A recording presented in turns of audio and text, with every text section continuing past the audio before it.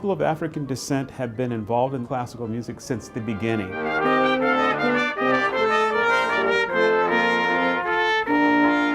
This is not about diversity. This music belongs to us. This music belongs to everyone. Open your ears to hear and understand something that you perhaps don't understand, which is that excellence comes in all people. Going from 2 to see if this works now with the cellos divided. The mission of Gateways Music Festival is to connect and support professional classical musicians of African descent and enrich and enlighten communities through the power of performance.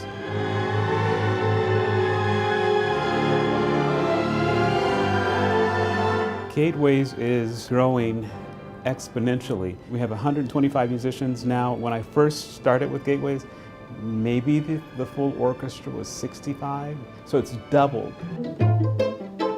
I've been involved with Gateways since it came to Rochester in 1995. There is a passion for this festival. It's palpable. There is an added ingredient that is the product of shared life experiences that the musicians largely don't get anyplace else. And the un poco più mosso, that's Italian for hurtling through space.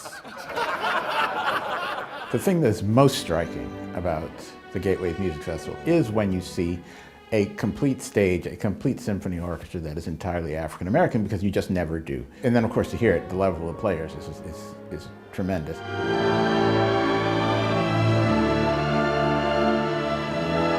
There's so many discussions in the field about how few African Americans there are and the dearth of players and talent that supposedly exists. And when you concentrate that on one stage as large as Eastman Theater, it demonstrates quite the contrary.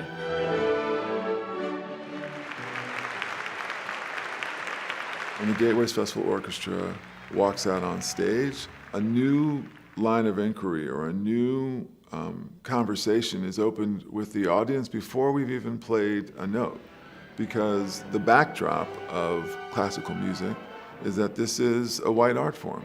Eastman School of Music has been a supporter of Gateways Music Festival since the very beginning, but kind of behind the scenes. We really needed more support because the festival is growing so quickly. And so the University of Rochester and Eastman School of Music have become partners with Gateways so that we can grow this festival because it's important. Classical music has not traditionally reflected the population of our country as a whole. I want Eastman to be part of anything that celebrates great music and great music making. And the fact to celebrate this particular area of African American ancestry, I think is just fantastic for Eastman.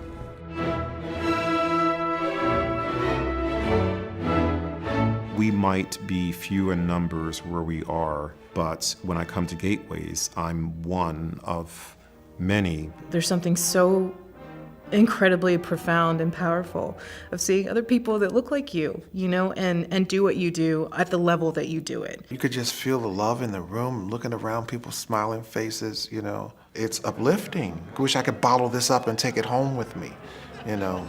It's energizing, it's family, it's love, it's heart, it's soul, it's music. I personally struggle, and always have, with a sense of hopelessness about race in America.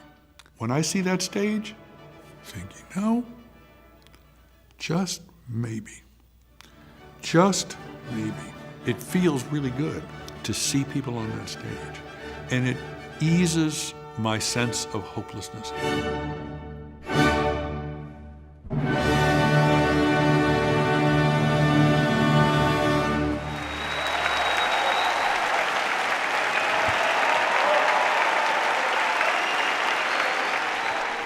Wow, I'm emotional behind that. It's a lot. I'm very moved. I'm moved to see the Eastman Theater. I'm moved by the comments. I'm moved at the visual of all the musicians on the stage. You know, oddly enough, Lee, I told my mentor recently, his name's Patrick Jackson, Patrice Jackson's father. Sure. Yeah. Started me on double bass, helped me to get into the Eastman School of Music. And I told him sometime last year, I thanked him for what he did. Specifically, I feel like I'm part of a special fraternity of being an African-American classical musician. And I thanked him for inviting me into that. I would also like to thank you for taking the time to sit and talk with our audience today. And thank you for your sacrifices. We have no clue the things you've gone through over the years. So thank you for keeping on, my brother. Thanks. And same to you. You run an organization, so you know what goes on behind the scenes to make it all happen. So I appreciate that. Absolutely. So who is Lee Koonce? Please introduce yourself to our audience. Oh my gosh. I wasn't prepared for that. I was just going to talk about gateways. You know our founder, Arminta Hummings, now Arminta Hummings Dumasani. And one of the special things about Gateways is that it was never about her. She is, one of the world's great pianists. And she rarely played at Gateways. My teacher at Eastman was Nalita True when I was a student at Eastman. And she was in class at Juilliard with Arminta. And Nalita said, Arminta, everybody wanted to play like Arminta. That's the level of pianist that she is. And so I think I have carried on in her tradition, and Gateways is not about me. Gateways is so much bigger than me. It is about what you just said. It's about this community of Black classical musicians, and our shared experience being that. So I rarely talk about myself because it's not about me, it's about Gateways.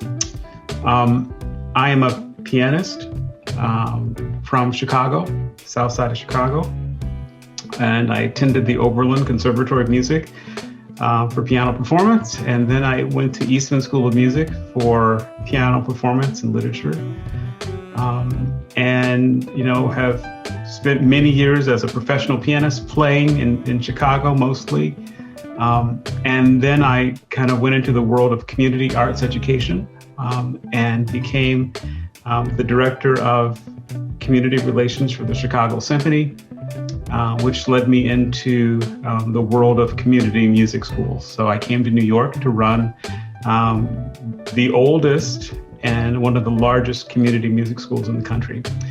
And I have been in this role at Gateways kind of full-time since 2016, when we affiliated with Eastman and the University of Rochester. But I started the job really in 2009 when Arminta retired. I chaired the committee that she put together of mostly at that time Eastman grads to become the artistic voice of the festival. And that committee continues. It has grown. There are probably 22 members, and that really is the artistic leadership, along with Michael Morgan, of the festival.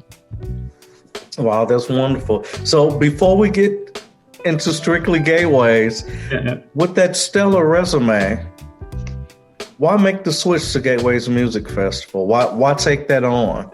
Yeah. When I was at the Chicago Symphony, we brought a group of Gateways musicians to Chicago to perform as a part of a Chicago Symphony residency. And I think it was maybe 2 or 3 weeks. And Arminta came, and like 5 or 6 players came, chamber music group. And, they played all over Chicago. And they had this big finale concert at the DeSable Museum in the auditorium there, standing room only. And after the concert was over, they were standing on the stage, and so many people came up and said, I've never seen a Black person play the cello. Wow. Or how can my kid learn how to play like that? Right? That thing over there, I want how Black families. And I thought, there's something really important and profound about what Gateways is and what it can do and what its potential is.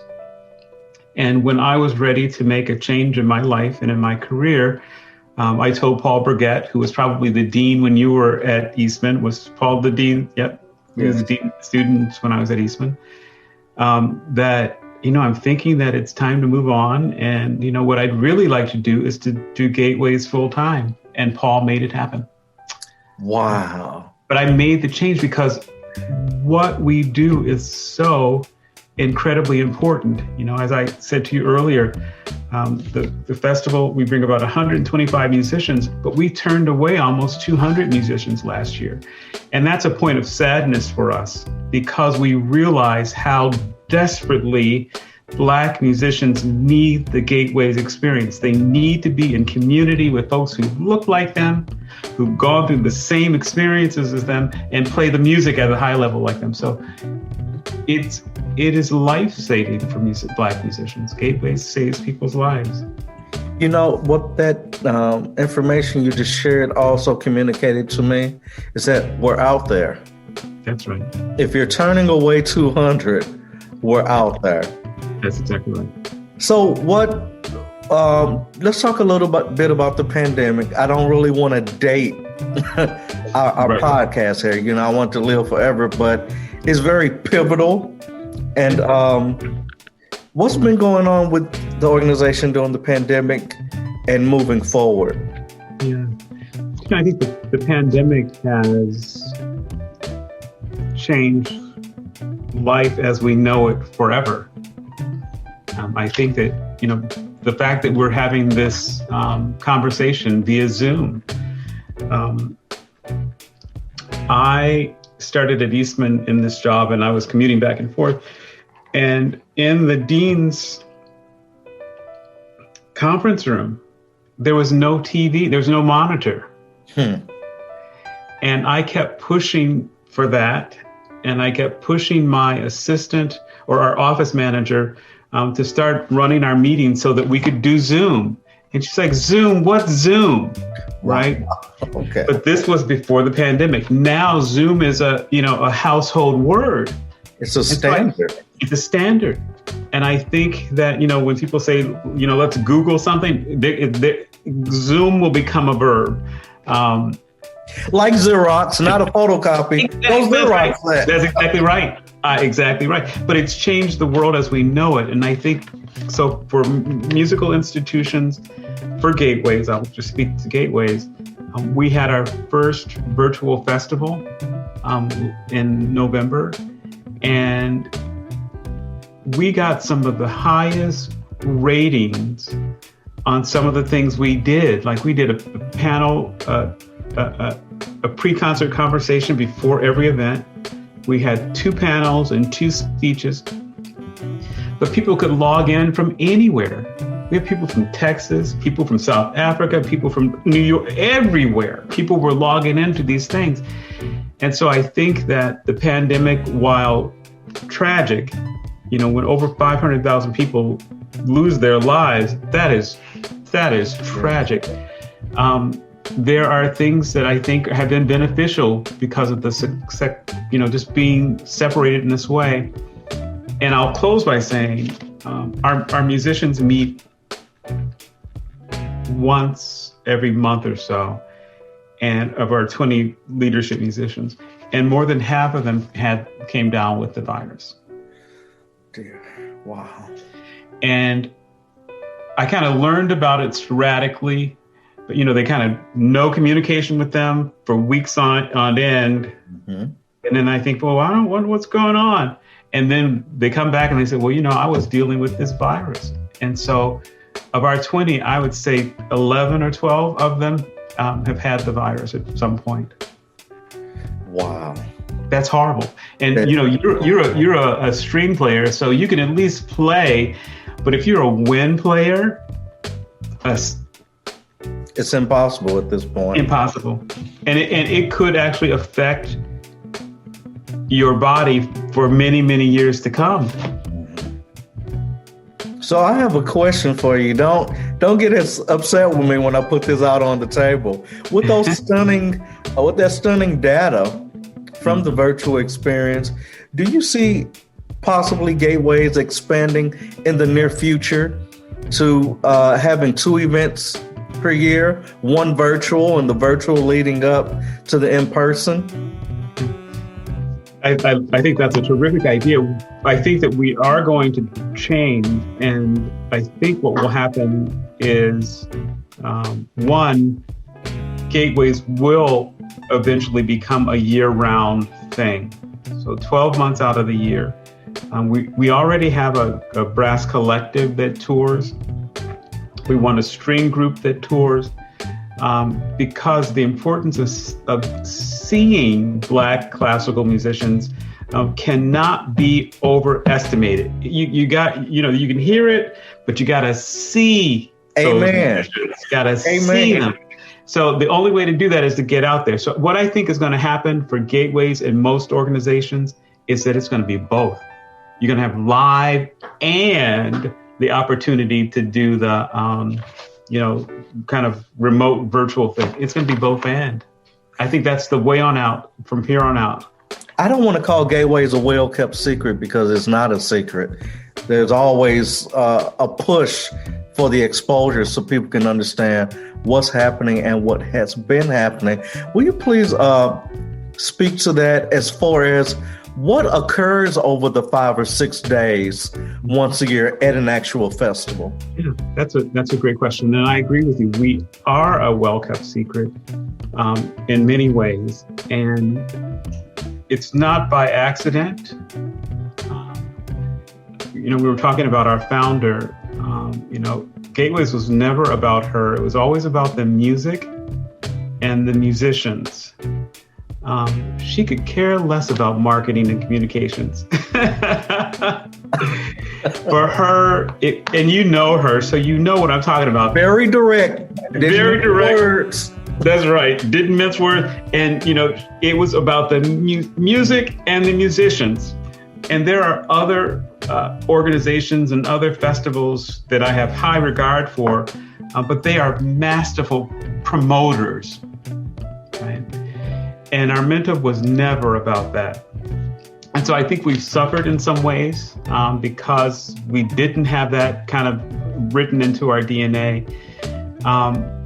But amongst the world of Black musicians, Gateways is becoming more and more known. I mean, if you're having to turn away 200 musicians, the word is out that this is something to belong to.